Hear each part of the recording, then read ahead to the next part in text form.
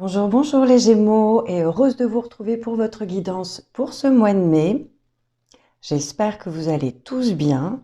Alors on commencera ici avec votre première quinzaine de mai, ici votre deuxième quinzaine et toutes les autres cartes là, c'est des cartes complémentaires on va dire pour le mois. Alors pour l'instant je les baisse pour que vous puissiez un petit peu mieux voir les autres.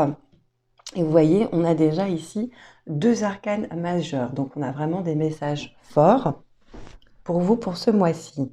Alors, on a d'abord ici la justice, que je vais vous remonter quand même un petit peu de plus près. Hein.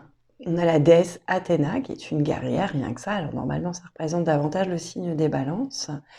Hein. Et pour cause, vous voyez, elle en a une justement ici dans sa main. Donc, il y a cette notion, si vous voulez, d'équilibre qui est apportée.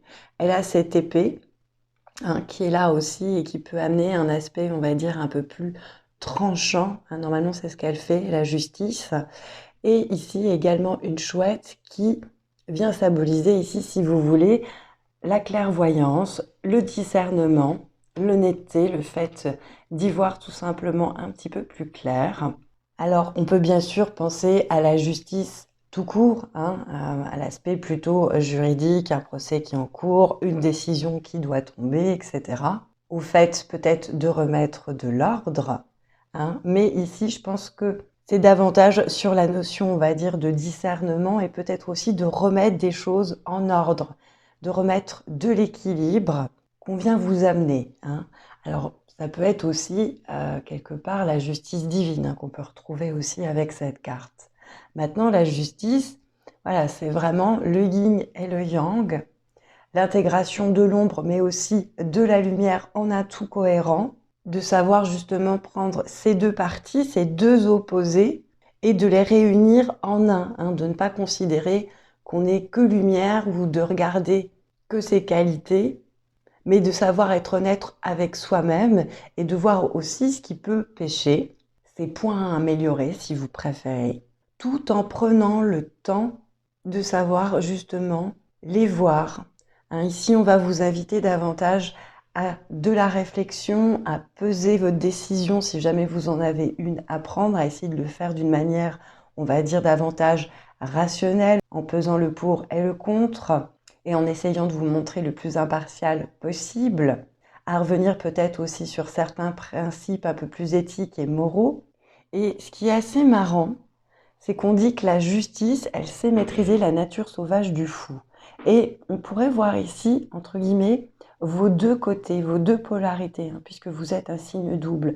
Ce côté un peu plus rigide, comme les signes d'air, hein, à être peut-être justement peut-être un peu plus tranchant, froid, ou voire même peut-être idéaliste.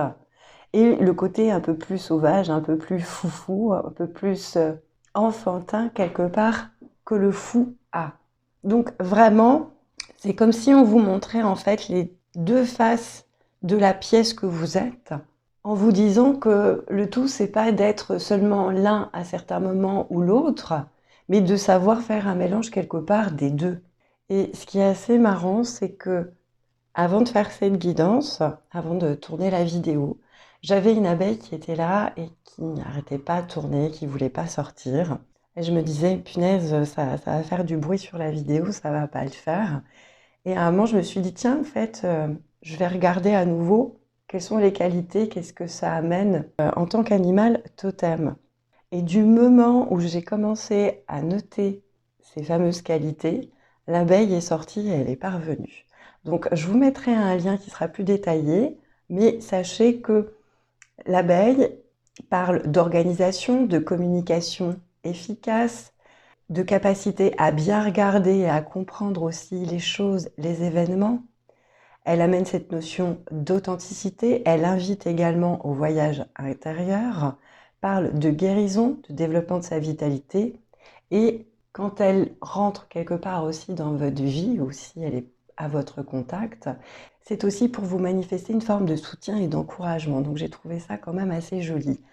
Parce que quand on vous dit de bien peser le pour et le contre, justement c'est ce qu'on vous invite ici avec le repos et le ressourcement, enfin qui ressemble quand même à passer par le biais quand même de la méditation, de prendre peut-être aussi le temps de vous relaxer, de vous mettre au calme, en tout cas On vous invite à vous détendre, et notamment parce que vous avez peut-être été occupé dernièrement par certains problèmes, peut-être aussi trop de cogitation par rapport à des problèmes, on va dire, un peu plus matériels. Donc on vient vous inviter à lâcher prise, à vous ouvrir à votre sagesse intérieure et également à la paix. Et ce qui est marrant, c'est qu'à l'endroit, on vous indique que justement, vous devriez disposer de plus de temps pour pouvoir faire ça. Ce que le confinement doit pouvoir vous permettre justement de faire. Ou alors, vous pouvez aussi intégrer tout simplement une activité plus douce dans votre quotidien. Le but étant de vous rendre, si vous voulez, plus productif que d'être toujours dans l'action. Parce que dans l'action, on est toujours en train de bouger, de faire telle ou telle chose, et on prend jamais de temps de repos, et c'est comme ça aussi qu'on s'épuise assez vite. Et quand je disais que vous aviez peut-être, entre guillemets, des pensées, des réflexions, des choses qui vous prenaient peut-être un petit peu la tête, peut-être que certains, justement, sont sentis en insécurité. Ici, en dos de paquet, on a le premier chakra, donc le chakra racine, avec l'archange Michael, que vous pouvez aussi appeler, qui est à l'envers. Et généralement, lui, il parle de stabilité, de sécurité. Donc peut-être aussi que ce confinement a amené des insécurités, on va dire, sur le plan matériel. Le chakra racine, c'est les besoins premiers. Donc ça a peut-être aussi amené certains défis et des émotions peut-être qui n'ont pas toujours été faciles. Donc je pense qu'on vous fait cette invitation à vous poser, peut-être aussi tout simplement pour voir les choses autrement, les remettre à leur place et dégager peut-être un petit peu ces peurs, ces craintes de votre mental pour apporter un peu plus de paix et revenir, si vous voulez, quelque part à davantage de stabilité. Si jamais, je vais vous donner d'ailleurs l'affirmation qui est donnée avec cette carte, qui est « Mon premier chakra est parfaitement et sainement ouvert. Je suis fort, stable et en sécurité. » L'archange Michel ou Michael me guide et me soutient en tout temps. Et l'archange Michael, justement, c'est... alors pour moi, il est plus relié au plexus solaire qu'au chakra racine, mais dans ce jeu-là, il est comme ça. Parce que c'est quelqu'un qui protège, qui donne de la force. Vous pouvez demander symboliquement aussi qu'il vous prête son épée, qui représente la force. Et si je vous dis ça, c'est parce qu'on allonge aussi de la force ici, qui est retournée juste après. Maintenant, là, vous voyez, on a ici le chemin du temple, qui est vraiment très beau, et qui est retourné. Là, en fait, ça peut vouloir dire tout simplement que certains étaient peut-être un petit peu déconnectés, justement, ces derniers temps. Alors, déconnectés, si vous voulez, de leur âme, de leur cœur, puisque vous étiez peut-être justement un peu plus dans des peurs, et qu'il y a deux chemins, il y a celui de l'amour, de la connexion, si vous voulez, à soi ou à ce qu'il y a de plus grand, et celui de la peur, où on se retrouve dans le mental négatif, la rumination, les inquiétudes, les doutes, etc. Donc, il y en a peut-être aussi, justement, qui avaient dévié un petit peu de leur chemin. Et je pense qu'avec cette période, on leur demande justement de le retrouver, dans le sens où peut-être que vous accordiez, pour certains, trop d'importance aux possessions, à l'acquisition de biens matériels, à être peut-être encore enfermé dans de vieilles habitudes qui n'étaient pas forcément saines sur vous et qui étaient peut-être basées davantage justement sur la peur, etc. C'est-à-dire que vous ne faisiez pas les choses forcément avec l'élan du cœur, mais par peur ou crainte d'eux, ou peut-être tout simplement que vous étiez un petit peu distrait, ou que vous avez voulu, vous accorder du temps un petit peu autrement pendant ce confinement, et que vous avez laissé ce côté spirituel un petit peu de côté. Et c'est pas grave, il n'y a aucun jugement là-dedans.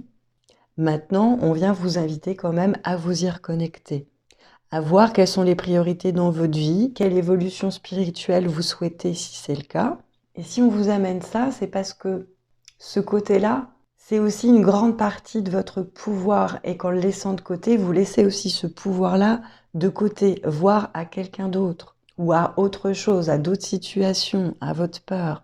Avec cette carte-là, on vous invite également à vider votre esprit, à méditer, comme je vous l'ai dit juste avant. Et ça, quoi qu'il se passe dans votre vie. Et de vous souvenir aussi que vous n'êtes pas seul et que vous pouvez faire appel à vos guides, à la source, selon vos croyances, si vous avez besoin de soutien, de messages, peut-être aussi pour comprendre mieux certaines choses ou pour être mieux guidé pour retrouver votre chemin. Il y a peut-être du nettoyage aussi quelque part à faire. Alors, Pareil, c'est marrant.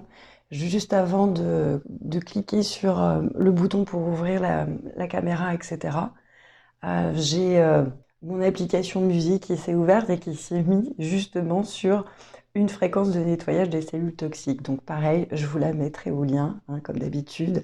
Il n'y a pas de hasard. Donc libre à vous, hein, bien sûr. Maintenant, on va passer ici au fou. Alors, le fou, c'est vraiment la carte qui ouvre le bal. Et je trouve que cette carte, elle vous représente vraiment bien, hein.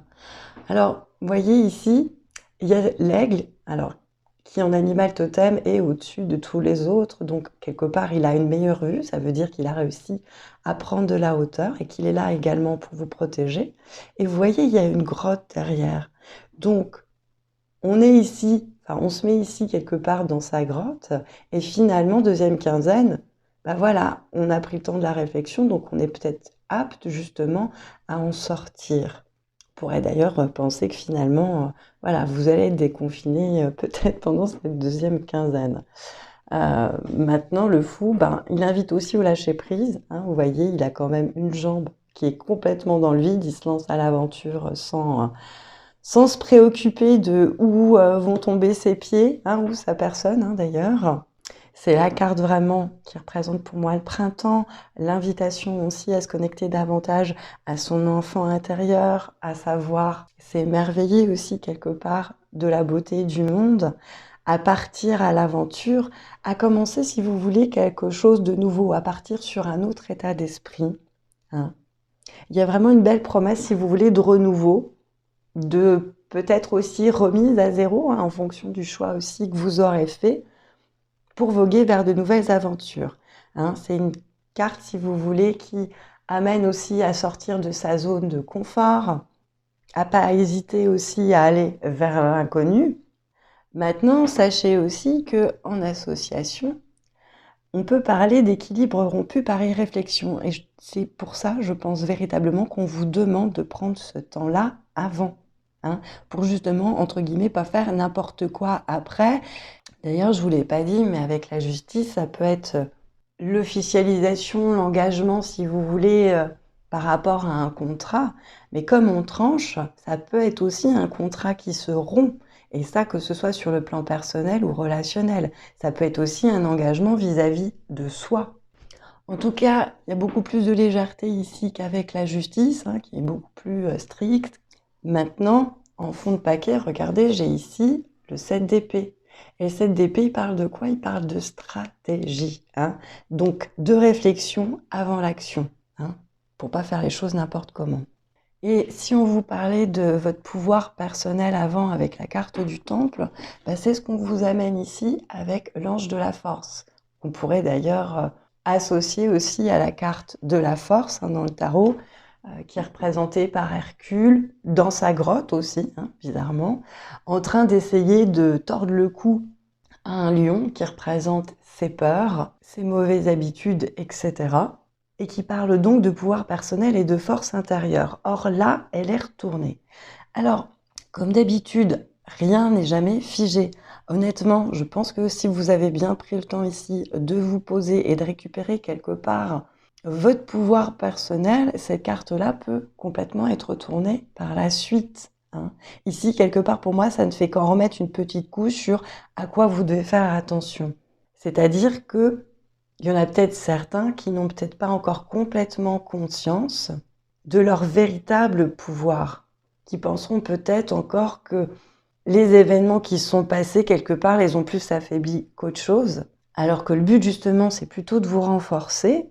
Donc même si vous partez vers l'inconnu et que bien sûr l'inconnu ça fait toujours peur, ben, vous êtes plein de ressources, vous êtes plein de créativité, d'imagination, vous savez rebondir. Pour moi, vous êtes des vrais chats, les Gémeaux. Donc, ne doutez pas que vous trouverez toujours une solution positive à ce qui se passe. Et ça, quoi que ce soit, hein.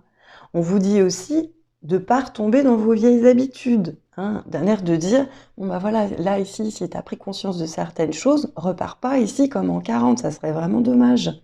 Si vous avez réussi à récupérer votre pouvoir, c'est pas pour aller le redonner à nouveau à quelqu'un ou quelque chose d'autre. Ne laissez pas, si vous voulez, les événements extérieurs vous définir ou prendre des décisions à votre place, par facilité, par fuite, par manque de courage. Mais au contraire, continuez à tenir votre destin bien entre vos mains et à avancer. Et à contrario du fou, n'y allez pas avec un peu trop d'insouciance. Rappelez-vous de cet aspect de réflexion nécessaire pour trouver justement la voie du milieu entre vos deux facettes. Et on vous le rappelle ici, avec la carte de l'impatience, qui vient justement vous parler plutôt de patience. Ici, on a l'impression qu'elle est enceinte. Donc, gestation, on est bien d'accord que c'est pas en 5 minutes. Et que ce soit par rapport à un enfant, un projet, quelque chose vraiment qui a besoin de temps pour mûrir. Pour vous aligner aussi justement au synchronisme divin, pour faire preuve davantage de présence, d'ancrage. Je reviens sur le chakra racine tout à l'heure où la carte elle était à l'envers. Justement, il y en a qui sont peut-être moins ancrés ou plus assez. Donc de bien venir aussi sur cette notion-là pour qu'après, ce soit vachement plus fluide, pour que vous puissiez être en accord avec votre moi supérieur, avec votre âme, avec votre cœur, et avoir des bonnes intuitions. Et puis l'impatience, ça vient aussi reparler du désir peut-être que certains ont de vouloir absolument tout contrôler. Or là, on vous rappelle, comme vous avez pu le voir avec la situation que nous sommes tous en train de vivre actuellement, que vous ne pouvez pas tout contrôler. Donc, lâchez prise pour vous libérer justement de cette tendance et pour pouvoir aussi accueillir ce que l'univers, la vie a à vous apporter également. On vient vous rassurer en vous disant que tout se déroule parfaitement et que chaque chose arrivera au moment le plus juste et le meilleur pour vous. On vous rappelle de vous détendre, d'aller vers davantage de sérénité, de pratiquer la relaxation, etc. Pour vous y aider. De ne pas être toujours aussi dans la précipitation. Une fois que vous pouvez à nouveau agir, ça sert à rien de courir. Donc laissez un petit peu l'agitation de côté et prenez le temps de faire les choses comme il faut, sans paniquer, en appréciant chaque pas, chaque étape, chaque phase aussi de votre vie et en sachant vous libérer de tout attachement au passé ou de vos inquiétudes au sujet de l'avenir. On vient vous dire ici, abandonnez-vous au voyage de la vie, ce à quoi le fou justement vous invite. À faire preuve et acte aussi quelque part de foi, c'est ça aussi que le fou amène. On vient vous dire aussi pour certains de savoir davantage aimer et apprécier les expériences que vous faites plutôt que de n'être préoccupé que par l'issue ou le résultat de vos projets, de vos envies, etc. Et de bien prendre le temps d'agir par étapes. D'ailleurs, vous l'avez ici, avec cette carte-là, on a « Je m'abandonne. Rien ne sert de me battre, je ne peux rien contrôler. Peu importe le défi que la vie me présente, je m'adapte à la situation, car je sais qu'en faisant confiance à l'univers, tout se mettra en place pour le mieux pour moi. Dieu, alors ici la source, selon vos croyances, me porte et me procure les forces nécessaires pour traverser cette épreuve. Je me laisse bercer par la quiétude du silence intérieur. » Ça aussi, être un petit peu davantage dans le silence pour mieux recevoir les messages de son corps. Et vous voyez, là, elle est carrément blottie, couchée, dans les mains quelque part de l'univers. Donc vous voyez, ça résume à peu près tout ce que je viens de vous dire. Et d'ailleurs, en fond de paquet, vous avez ici la carte du géranium qui vient parler de résilience. Je vous mettrai un petit texte à ce sujet sur lequel vous pourrez mettre pause pour prendre le temps de le lire, qui vient quelque part aussi appuyer sur tout ça. Et quelque part, même si cette carte est issue de l'oracle des anges, on vient vous parler ici d'isolement en vous disant « il est temps de vous déconnecter du monde ». Alors, ça peut être bien sûr par rapport au plan sentimental. On voit deux personnes qui sont dans leur petite bulle sans se préoccuper du monde extérieur, mais voilà, ça peut être aussi vous pour revenir davantage, on va dire, vers vous-même, ou ça peut être aussi par rapport à des relations amicales, familiales, etc. C'est pas forcément que sentimental. Mais ça peut être aussi le moment de vous mettre en tête-à-tête avec vous, Là, on vous le propose également avec votre partenaire. Bon, bah, si vous êtes confinés ensemble, tant mieux, justement. Restez un petit peu dans votre bulle et ne tenez pas forcément compte ou ne donnez pas trop d'importance à ce que l'extérieur, justement, pourrait vous dire, dans le sens où il y a peut-être des personnes qui pourraient justement amener du doute, de la confusion par rapport à votre relation si vous êtes déjà avec quelqu'un, sinon par rapport à vous-même, ou tout simplement le fait de porter un peu trop d'attention aux informations sans les recouper, ou faire preuve de discernement. Bon, voilà, si il y a quelque chose qui vous inquiète, faire des recherches, pousser les choses plus loin, ne vous contentez pas de la première information qu'on vous donne. Et essayez aussi de faire passer cette information par votre filtre personnel pour voir si effectivement ça vibre avec vous, si ça vous paraît juste ou pas, hein, pour pas tomber justement dans des peurs excessives, voire qui n'ont peut-être pas lieu d'être. Hein. On vous demande ici d'être davantage dans votre ressenti et à l'écoute de votre opinion personnelle, de votre jugement intérieur, comme ce que vous amenez la justice. Donc il est peut-être temps pour certains de débrancher leur téléphone, d'arrêter de regarder trop la télé, hein, ou de passer un peu trop de temps sur l'ordinateur et de prendre véritablement du temps à deux, de qualité, pour renforcer davantage vos liens. Après, si vous n'êtes pas avec quelqu'un, mais que vous communiquez déjà avec, continuez à discuter avec cette personne, mais ne restez entre guillemets que dans votre monde à tous les deux, hein. Parce qu'on parle pour les célibataires d'une nouvelle relation qui peut devenir justement importante, voire qui peut passer un certain niveau d'engagement, c'est valable aussi pour les couples, en approfondissant justement vos liens, en prenant ce temps ensemble. Maintenant, ça peut vouloir dire aussi pour les célibataires, comme je l'ai dit tout à l'heure, qu'il est bon justement de passer davantage de temps à méditer, hein, sur vos véritables sentiments, vos véritables pensées, et de vous assurer de n'agir qu'en suivant vos intuitions, ce qui vient du cœur, de votre âme, de votre moi supérieur, dans le but de renforcer vos énergies et d'être davantage alignés, hein. Mais comme je l'ai dit, ça c'est valable aussi pour ceux qui sont en couple, hein, en travail personnel. Et à un moment où vous parlez de vous libérer du passé, je pense que pour certains justement, il y a peut-être un travail de pardon à faire, hein, de libération par rapport au passé.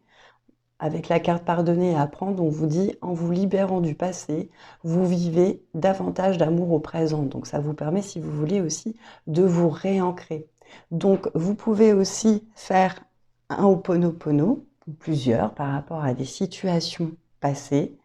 Je vous conseille de le faire directement à votre âme, c'est beaucoup plus efficace. Et c'est peut-être ça quelque part quand on vient vous dire de trancher, hein, de laisser justement le passé une bonne fois pour toutes, de dire ok, je continue, j'avance, mais je reviens pas dessus et je laisse ça derrière moi. C'est bon, maintenant j'ai compris. Maintenant en fleur de bac, vous en avez eu deux. Vous avez eu déjà Aspen, alors à voir s'il y en a une qui vous parle le plus ou que vous pensez qui vous aidera davantage. Maintenant, si vous n'avez pas ces fleurs, vous pouvez mettre pause et vous connecter aux énergies de ces fleurs-là, hein, ou si c'est possible pour vous de vous en entourer, de faire des bouquets, etc. Alors déjà, Aspen, vous voyez, on parle ici de l'acceptation de l'inconnu et de sécurité. Alors celle-là, pour moi, elle irait entre guillemets davantage avec le fou, mais pour résoudre aussi quelque part les problèmes que vous avez peut-être pu avoir ou les peurs, les insécurités dont on parlait avec la carte du chakra racine retourné.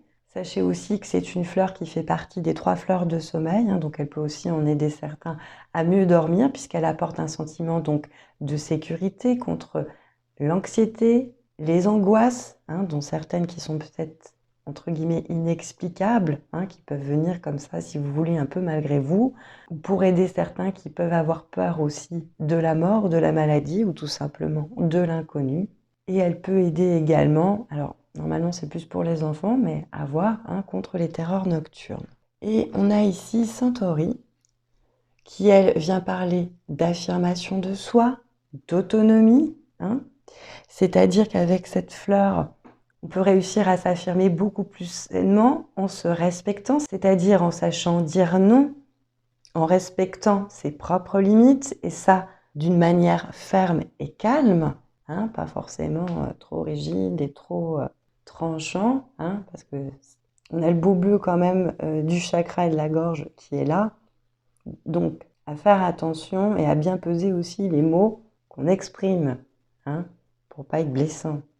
Elle aide également à rendre service avec sagesse et discernement, tiens donc, et elle permet de lutter contre une certaine forme de faiblesse au niveau de la volonté ou peut-être pour d'autres d'un peu trop de dévotion justement aux autres.